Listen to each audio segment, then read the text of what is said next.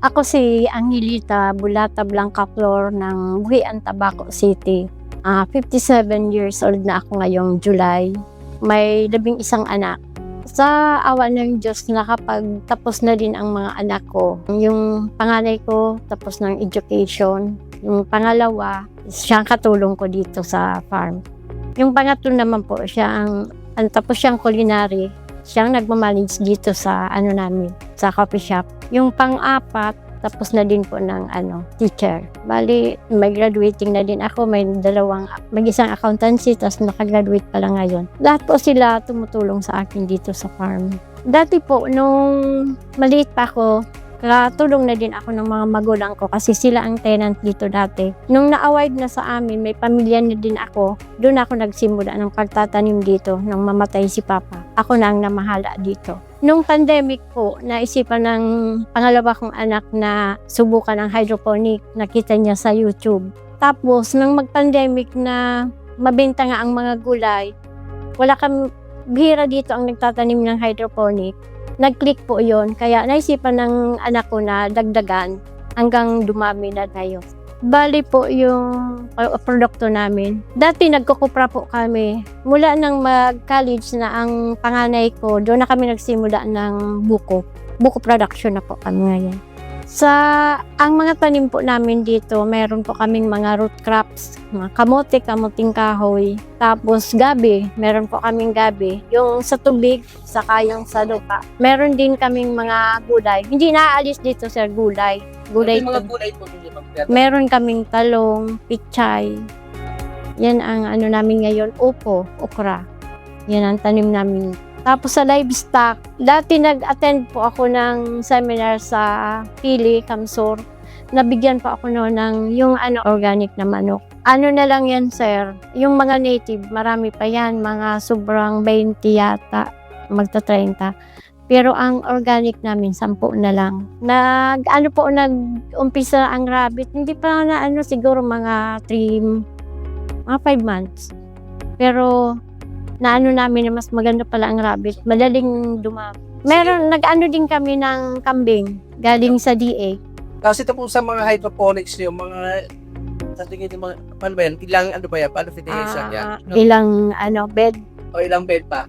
Sa isang sa isang greenhouse, ang isang bed, mga 400 plus na butas. Opo, mga 400 cups ang pwede matanim. Ang pag-harvest namin, sir, kailangan kasi walang ganyong week itong bed na ito. Tapos sunod na week meron naman. Kasi araw-araw, sir, hindi kami nawawalan ng customer dito. Mga ilang per cup po na bibenta ninyo araw-araw sa amin? Depende, minsan 100, minsan may nagkukuha nga sa amin mga 400 isang araw. Okay. Mas ba ang bayaran po niya is per cup? Opo, per cup. Magkano mo naman per 25. Pero sa sir, sa night market, ang pabili namin, 35. Kasi na kami yung, pamasahe.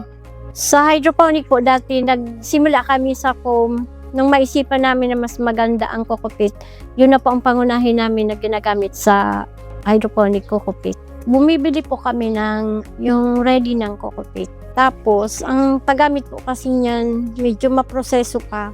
Dati kami, pig-sterilize namin para bumaba yung asin. Tapos, lately, naisipan namin na pwede rin i-ferment mga 2 araw. Tapos, hinuhugasan namin ng mga 3 beses bago namin taniman. Malaking tulong po sa amin kasi pag ma-tuition na ang mga anak ko sa college, automatic pag nag-harvest ng buko, pwede na siyang pagkakuha, diretso na benta. Kung meron pong mga kalamidad, tapos kung lalo na po sa lettuce, kung umaatake ang mga uod, saka ang pinakang problema namin sa pagtatanim ng hydroponic, yung fungus. Sa may mga pang-spray din kaming natural. Sa kasi sa lettuce, sir, hindi pwede kasing yung mga insecticide bagang kasi hindi naman niluluto yan. Kaya hindi pwedeng mag-spray. So more on peste po, Opo. Alam ko malapit kayo sa Mayon Volcano, hindi naman dito na. Hindi naman po. Kung may mga bagyo po. Bagyo, opo. Yan ang pinaka namin problema kung may bagyo. Sa ngayon po, nagpahukay yung anak ko para pag may bagyo, doon na lang namin itatago. Okay. So ano po yung mga natutunan niyo mula sa training na nakatulong sa inyong farm? Bali po, kung paano yung lalo po sa GAP, yung mga good practices, opo. Cultural practices. Opo. May natutunan po ako sa good practices noon pagtatanim. Yung GAP.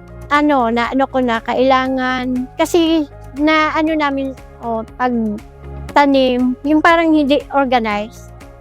Dati, ko sa mga magulang ko kasi, pag gusto mong magtanim, kahit saan dyan.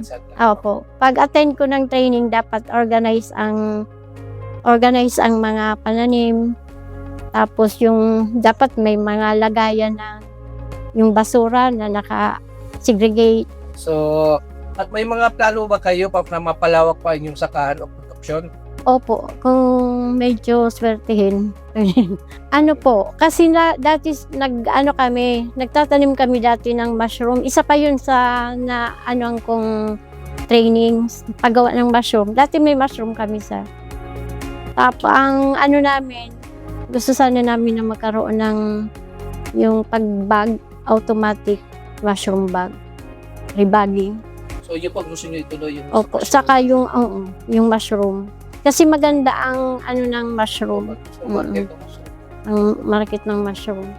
Sa mga nais pong mga magsasaka na nais magtanim ng mga hydroponics, ang kailangan lang nila pasensya, tiyaga. Kasi sa pagtatanim ng lettuce, kung wala ka talagang pasensya, kasi mahirap sir sa mga hydroponics. Pag mainit, kailangan ni meron hangin na dyan. Bukod pa dun yung mga uod. Tapos pag maulan naman sir, kadalasan fungus. Kailangan talaga ang pasensya, tiyaga. Sa ATI po, nagpapasalamat po ako at marami po akong natutunan sa mga inanulang mga training. Dahil po doon, nagkaroon na kahit hindi ako nakapagtapos ng pag-aaral, marami ang natutunan ko po sa pag-attend ng mga training.